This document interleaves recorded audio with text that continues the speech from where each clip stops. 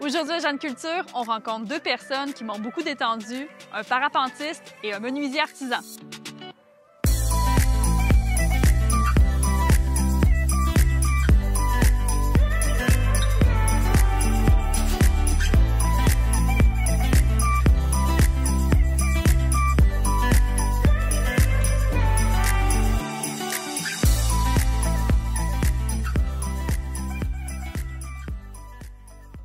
Luc Trépanier, je viens de voir un atterrissage exceptionnel de parapente. C'était un peu technique aujourd'hui. Les conditions faisaient... Habituellement, c'est plus facile, là, mais aujourd'hui, c'était plus technique et c'est un beau défi. Hey, c'était vraiment magnifique de voir ça de proche. Passionné de parapente, donc, depuis combien de temps? Tout à fait. Moi, je vole depuis 18 ans. Oh, quand même! En fait, oui. Ouais. J'ai commencé en paramoteur et j'ai commencé comme ça. Puis après, j'ai découvert le vol libre principalement avec mon ami Jean-Claude, qui habite ici dans le coin. Ouais. Et puis maintenant, j'ai la piqûre du vol libre parce que c'est fantastique. C'est comme un oiseau, c'est ça, là. Il y a pas... Donc, libre égale pas de moteur. On a une voile. C'est drôle que tu parles de ça parce qu'aujourd'hui, j'ai volé avec des oiseaux. On a plein d'oiseaux ici, là. Et puis on vole, puis il y a les oiseaux qui viennent à côté de nous. On a des aigles à tête blanche. Les gros aigles ont peut-être 2 mètres d'envergure. Ils s'approchent, ils viennent... Ils s'approchent à côté de nous, ils nous regardent, ils volent à côté de nous. Puis des fois, ils nous regardent puis ils nous disent « ben t'es pas bon, toi. » Ah oui, il y a de l'intimidation. T'essayes de voler comme moi, mais ça marche pas. Mais c'est fantastique. Le site ici, là, imaginez, on est sur le bord du fleuve. On a des couchers de soleil là-bas quand on vole jusqu'en fin de journée. Les bateaux qui passent, les oiseaux avec nous. Le vol, c'est beaucoup le moment présent. Hein. Quand on vole, on est concentré sur ce qu'on fait. On oublie que la Terre tourne et puis on vole. On oublie tout. Oui, voilà. Parce que tu t'atterrissais, tu me disais « je suis dans ma bulle encore, je suis super zen. » Oui. Aujourd'hui, c'était des conditions difficiles, mais quand même 2h30 de vol, c'est quand même cool. C'est fou. Est-ce que c'est physique? Est-ce que ça demande des abdos? Parce que des fois, je me dis Si on fait des longs vols ici, pas tellement, mais des longs vols parfois, là, si on vole tous les jours, on a un petit peu mal aux épaules, mais... c'est un petit mal. OK, c'est pas... C'est pas très physique. Il faut être agile au décollage, en fait. Oui, bien là, on en a vu un quand même. Oui. Il faut être agile au décollage. Puis après, il faut voler pour développer la gestuelle. Plus on vole, plus tout coule, puis moins c'est physique. Oui, c'est ça. Puis moins, j'imagine, on a besoin de penser parce que ça devient un peu automatique quand on... Quand on commence à voler, en fait, habituellement, on nous apprend en école ce qu'il faut faire. Mais c'est beaucoup une question de timing, hein, avec notre voile. Oui, si on vole en avion, on a beaucoup d'instruments, on a toutes sortes... mais là, c'est vraiment une question de feeling. On veut tourner à droite, on se penche, on tire tranquillement sur le frein à droite, on engage, et puis on apprend à couler, à voguer dans l'air. C'est une falaise, on se lance dans le vide, dans le fond. C'est un petit peu ça le concept? On se lance pas dans le vide, on décolle. Hein? Souvent, les gens vont nous dire « vous sautez », on saute pas, on décolle. Oui, non, c'est vrai, il n'y a pas sauté. Il faut toujours partir d'un point haut. En fait, il faut savoir qu'avec notre parapente, on a un taux de chute d'à peu près 1 mètre par seconde. Donc, pour rester en vol, il faut trouver des endroits où l'air monte d'au moins 1 mètre seconde. Puis là, il y a 2 façons. Il y a soit, comme ici, on appelle ça des vols en dynamique. Le vent arrive du fleuve, frappe la falaise, puis est forcé de monter. Donc, on se tient dans les zones où ça monte le plus qu'1 mètre par seconde, ce qui nous permet de rester en vol. Soit en dynamique ou soit en thermique. En fait, là, c'est que le sol chauffe de façon inégale. Il y a des bulles d'air chaude qui se forment, des masses d'air chaude. L'air chaud étant plus léger que l'air froid. L'air chaud monte.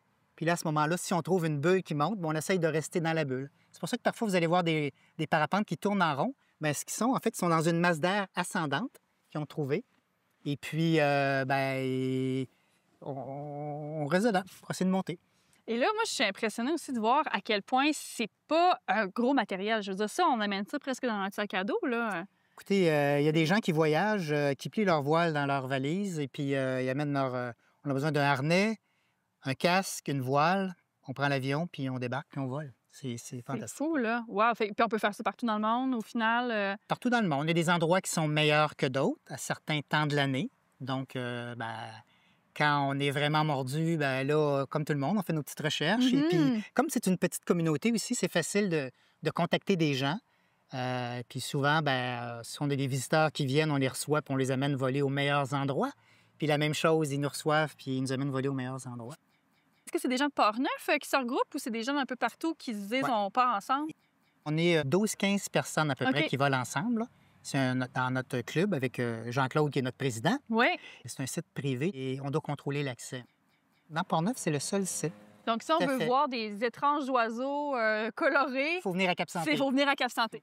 Le site ici, en fait, on veut avoir un vent sud-ouest puis d'une certaine force. Ça prend quand même, c'est un peu capricieux. Mhm. Parce que si c'est trop fort, on ne peut pas voler. En fait, on avance à peu près à 40 km/h. Donc, si on a un vent qui serait en haut de 40 km/h, on va reculer. Ça, c'est pas bon. Non. Donc, on va avoir un vent d'à peu près 20 km/h ici, puis avec une direction à peu près sud-ouest. C'est pas tellement l'heure de la journée Que que les conditions Ouais. météo. Et là, il faut être prêt. On embarque faut dans être l'auto, puis Il let's faut go. être prêt. Voilà. On a une station météo sur le site. Ouais, Et puis, tu sais, on est tous des mordus. Hein? c'est ça. Fait qu'à tout bout de champ, on regarde les conditions Ouais. sur le site. Là, puis, c'est bon, on s'appelle, ça s'en vient. Puis on s'en vient. Merci beaucoup, Luc, de nous avoir fait découvrir cette fabuleuse passion. Ça me fait plaisir, Jeanne.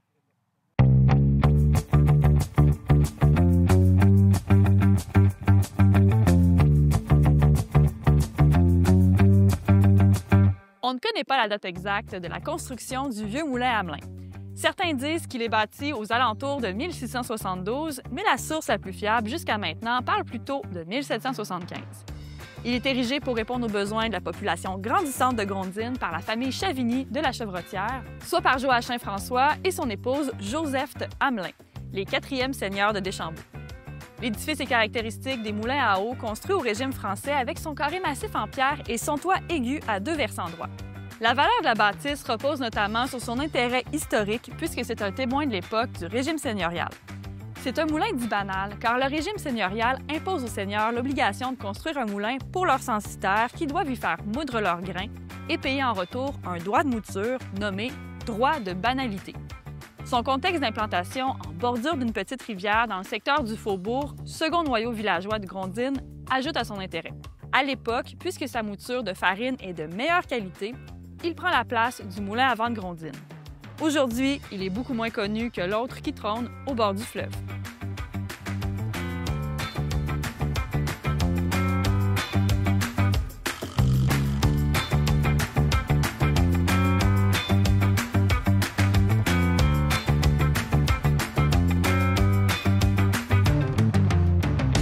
Robert Menguy, on se retrouve dans ce magnifique atelier ancestral à Grondines.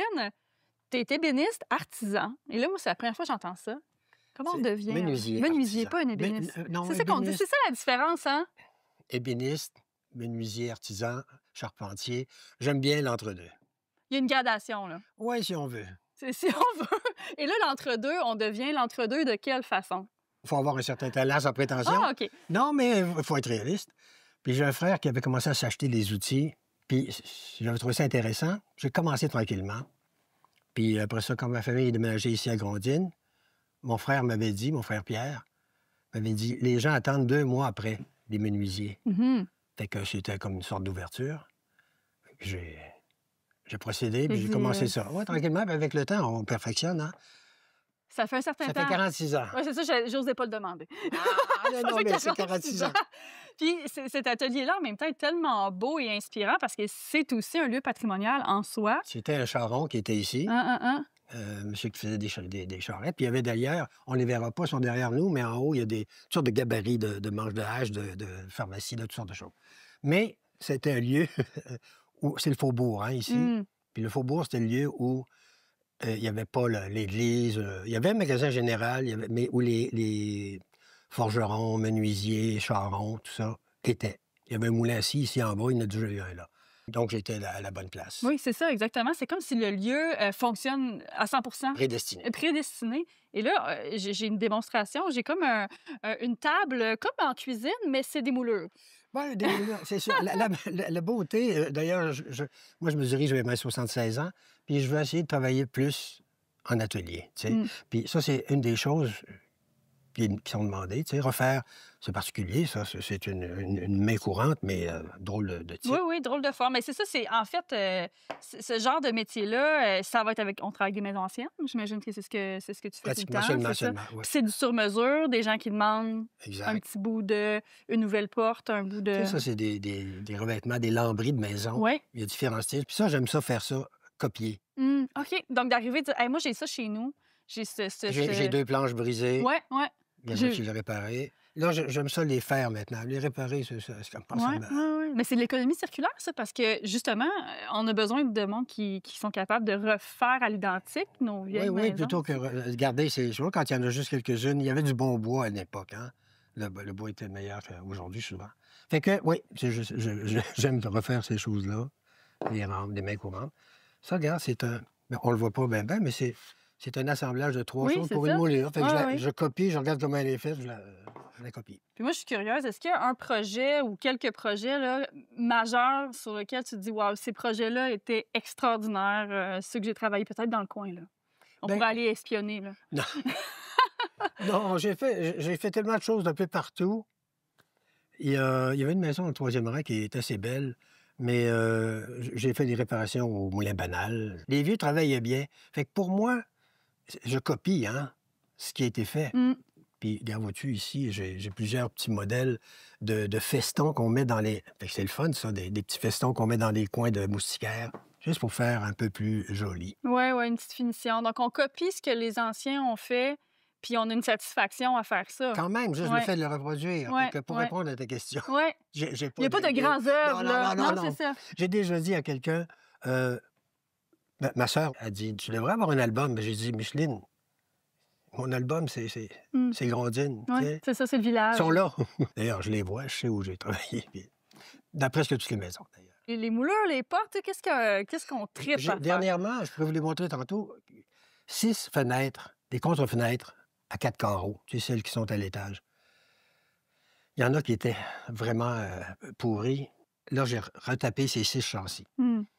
Puis refaire des morceaux, enlever les vitres, refaire les morceaux sur place, à même le châssis, c'est quelque chose. Faire des raccords, bon. Mais ça, patience et longueur de temps.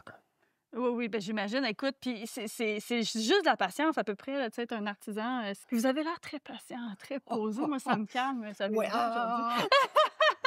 Mais effectivement, je ne suis pas énervé. Non, c'est ça. Mais je suis capable de stresser comme tout le monde, tu sais, quand tu es couché, puis tu penses à des travaux puis des complexités. Des fois, tu les résous, tu sais, la nuit pour te conseil, mais pas toujours. Mais juste le fait d'essayer de régler ça dans la nuit, je trouve pas ça sympathique.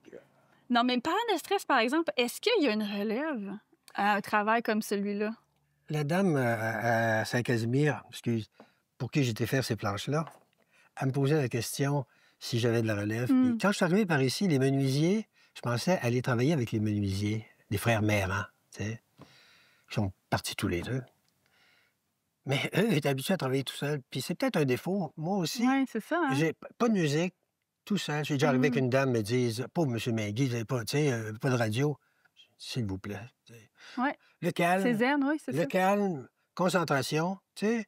Puis même, je travaille avec le conjoint de ma nièce des fois, sur certains travaux. On fait pas de pause.